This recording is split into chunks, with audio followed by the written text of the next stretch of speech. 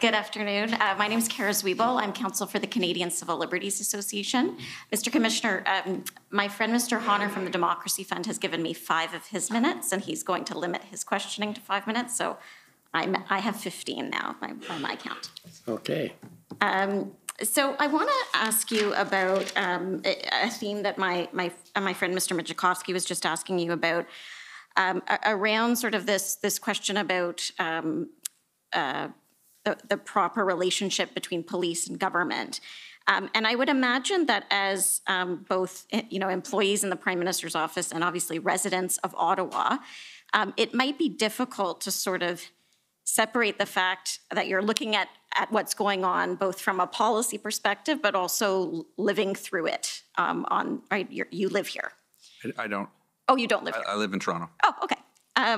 So some of you live here.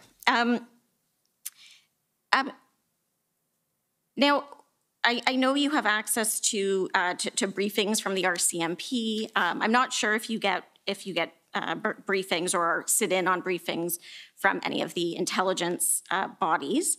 But I think we've seen some documents that also sort of show you doing a bit of your own, getting information, as we all do, from media sources, from social media. So, for example, can we pull up SSM NSC CAN 402940? And I think, Ms. Telford, this is a text message between you and the Prime Minister.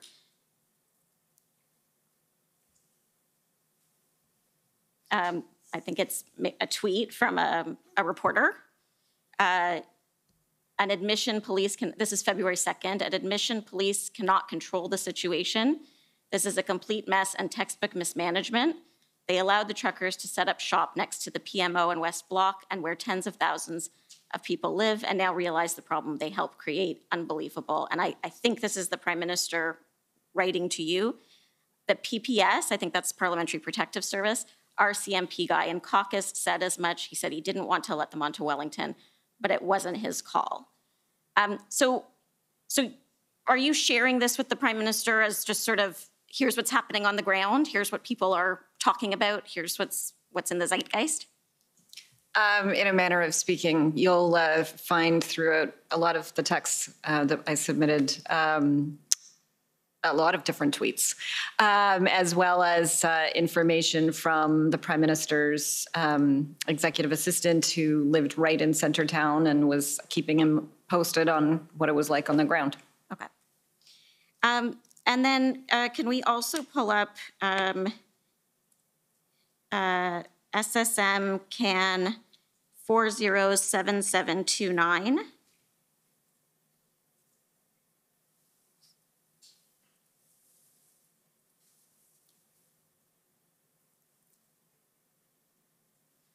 I forget that they're also here, but I can't really see them. So, so over here, again, I think, can we just scroll down just a little bit? So this is Evan Solomon. Just walked through the protest on Parliament Hill tonight, and I spoke to 2 guys carrying fuel containers past police. The police chief said protesters would not be allowed to bring fuel to, I think that's trucks, but these 2 said police aren't bothering them at all, no enforcement. And I think this is you. Sorry, can we scroll up? Was this one of your texts, Ms. No, it's not actually. So what you can't see there is that also in this chat is the Prime Minister's executive assistant, or was executive assistant at that time. Okay. And so that's an example of what I was just describing. Okay. And can we scroll down? So saw this type of thing happen when I left Hill, gas coming in, and cops were just standing, looking at them walk by. We've heard evidence in the commission that at some point protesters started filling jerry cans with water as a bit of a tactic, so that it looked like the police weren't doing anything about gas being brought in, but in fact it was water. Is that something that you were aware of, or have you heard about that during the course of the commission? I've heard a number of things to do with the jerry cans over the course of the commission. Okay. Is it fair to say that what you were seeing both on social media and in the media and on the ground here in Ottawa as residents or part-time residents maybe weren't sort of matching what you were hearing from the police, from briefings from the RCMP? I think especially in the early days, there were a lot of different numbers coming from what we were seeing on social media, what we were seeing reported from mainstream media who were, walking around and doing their own counts, as well as what was coming in from different law enforcement agencies. Okay.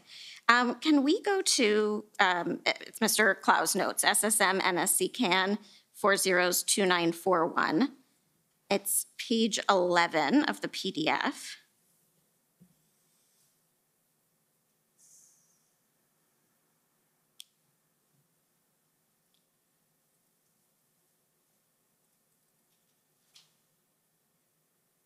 And if you can make it just a bit bigger. So I don't think we have a date on this, although I think based on where it's placed in the document, we're maybe, I think it's after the note that you identified, Mr. Clow, as being on February 9th. And this is February 10th. Okay. So February 10th. So this is, I think, is this the three of you, or is this the other JB? It's the other JB. Okay, the other JB and the Prime Minister. KT will call clerk next. You're not being briefed by intel officials. Someone on US side who can give best advice. Surely someone in system, someone played out plan, and I'm not sure what RCMP, Intel, Lucky, anyone else to report on this. So what is this? Can you tell me what this note means, not being briefed by Intel officials? Yes. So that morning, so this was February 10th, there were a series of meetings that led up to the incident response group that happened later that day. So right before this note, a discussion happened between the Prime Minister and several ministers, including Minister Mendicino, Minister Blair, where he was updated and it went around the table, full discussion of the current situation. This discussion was a debrief of the Prime Minister and a few of us staff members coming out of that meeting. So you see some next steps. And I believe the comment about Intel was a reflection that we were absolutely getting a lot of information, particularly from the National Security Intelligence Advisor, but there was an interest in more of it. And there was still an incomplete picture when you looked at the various blockades and demonstrations across the country and what was behind it and what was going into it and where was it going. Okay, so not a lack of intelligence, but not as much as you wanted. Is that fair? Right. Okay. In your witness summary, and I can bring it up if you'd like, but there's the lessons learned sort of section or a place where you're pointing out some areas that you hoped the commission could comment on. And one of the things you say there, the panel suggested that the commission provide further guidance on the independence of police operations. Mr. Broadhurst, so that's the other one who's not here, sorry, underscored that the government understands the importance of not dictating police operations. And at times it was difficult to know whether the police and the government shared the same ultimate goal. The government should be able to discuss a desired outcome, for example, to clear the occupation and blockades and share concerns about the consequences that the country would face if that does not happen. Did you, during the time that the blockades and occupation were happening, did you have doubts about whether the police planned to clear them? I don't think it's a question of whether they planned to clear them, but that there were on multiple occasions where we were being briefed that things were going to happen that then didn't happen. So we found ourselves 3 weeks in with things continuing to escalate. Okay, but you would say that you did believe that police and government had the same ultimate goal. There were frustrations and maybe mismatches in terms of timing, but was there a doubt in your mind that the police did, like, I know it sounds silly, but did you think that the police's plan was to just allow this to continue? No, the concern was, do they have the tools, or is there more that could be done by the federal government, provinces, municipalities? Could we support them more? That was the discussion and concern. Okay. And once the Emergencies Act was invoked, I've talked to this about some other witnesses, and I think they've agreed that Although government can't direct police, one of the things that a public order emergency does is communicate very clearly to police that there are certain things that the government wants to happen, and they're giving them the tools to make those things happen. Do you agree with that? So in this case, the government wants the flow of funds to stop going to people that are funding the blockades. Right. And it's giving the RCMP and financial institutions the tools to make that happen. The government, the cabinet, the prime minister wanted the unlawful activity and the threats to stop. And the Emergencies Act and the measures in it was the best assessment of what could be provided as additional tools to help the unlawful activity stop. Okay. And once the Emergencies Act was in place and the orders were in place, I know the IRG continued to meet, and there was some tracking of the measures, of how the measures were working, right? There was an attempt to collect that information so that you could see what impact the orders were having. Is that fair? Yes. Okay, thank you. One other area I want to talk about, I understood your evidence on the engagement proposal and why that didn't go further, because there wasn't sort of a tangible plan there. I just wanted to ask you about a different aspect of this. And if we can pull up, sorry, it's, I hope I have it here. Yeah, SSM NSC CAN 50292. This is one of the, I think it's an SSE meeting notes. Sorry, let's just take a look. Yes, SSE, and it's from February 3rd. And if we can scroll, it would be probably, I think it's page 8. And Mr. Clerk, you might need to, oh, you don't have to rotate it. But if you can just move it over, yeah. So I just want to ask about these creative, some of these creative alternatives on this side of the screen. One is Le Grand Débat, modeling after 2019 Yellow Jackets protest in France. The country launched a national listening exercise, cross-country meetings. French president attended some. Did that suggestion make it to the IRG or to cabinet? Was that something that was explored beyond, I guess, beyond this sheet of paper? And sorry, what date was this from? February 3rd, I believe. February 3rd. So that was the first meeting of that cabinet committee. My assessment of this document is that it's a public service document, which is fairly normal for these discussions to fuel a discussion.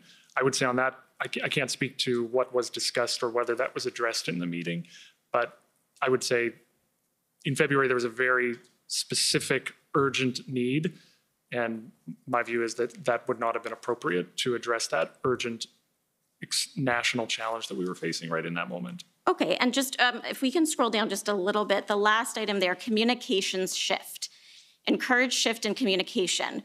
We hear you, we understand, go home. Question, does this legitimize protest?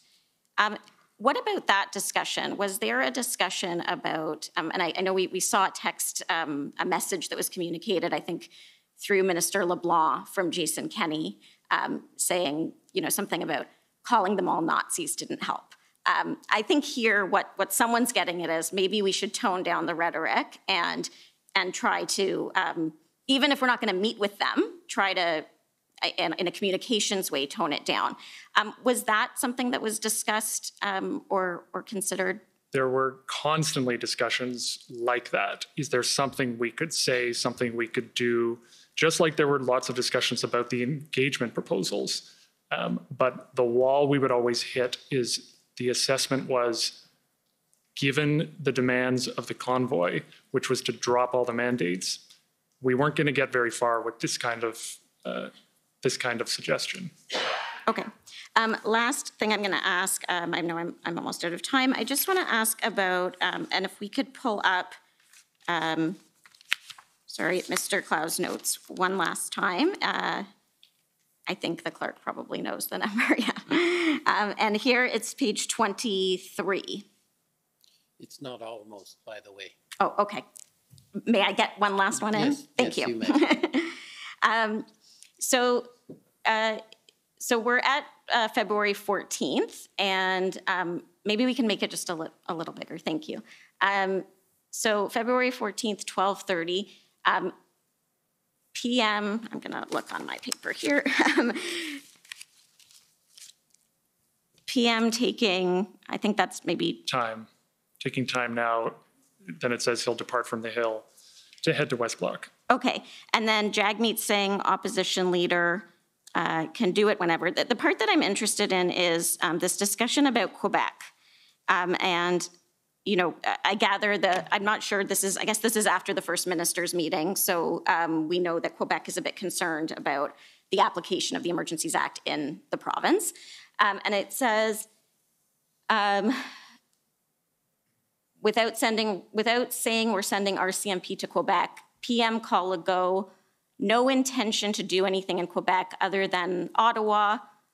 Pablo, I assume that's Minister Rodriguez, called to Legault. Military isn't a part of this, not looking to take over, won't go to Quebec border. So it seemed, if you don't need it, then we're not going there.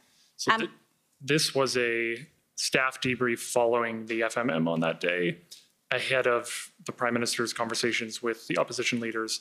So at this time, the consideration was continuing around the Emergencies Act.